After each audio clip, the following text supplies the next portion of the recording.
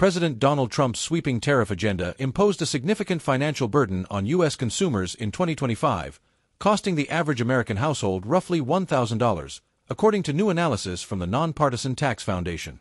The research highlights how tariffs, often framed as a tool to protect domestic industries, have functioned in practice as a broad-based tax on consumers. The Tax Foundation projects that the cost will increase to about $1,300 per household this year if the current tariff structure remains unchanged.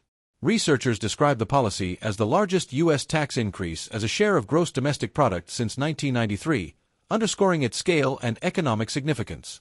The report notes that these added costs come at a time when many families are already struggling with elevated living expenses, even as headline inflation has moderated. According to the study, tariffs have raised prices across a wide range of everyday goods, particularly items that the U.S. does not produce domestically at scale. While tariffs fluctuated throughout 2025 as the administration negotiated trade agreements, their cumulative effect remained substantial. The research argues that, regardless of shifting trade deals, the costs were consistently passed down the supply chain, ultimately landing on consumers.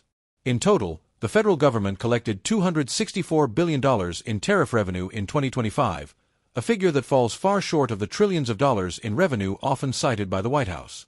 The Tax Foundation also found that tariff-related price increases offset most of the economic gains expected from Trump's signature tax cuts that went into effect this year, reducing their intended boost to household purchasing power and business investment. Defending the policy, a White House spokesperson told ABC News that the average U.S. tariff rate has increased sharply while broader economic indicators have improved. The administration pointed to cooling inflation, rising real wages, accelerating GDP growth, and continued inflows of private investment as evidence that the overall economy remains strong despite higher tariffs. However, the data shows that tariffs have disproportionately affected consumer-facing goods, especially imports.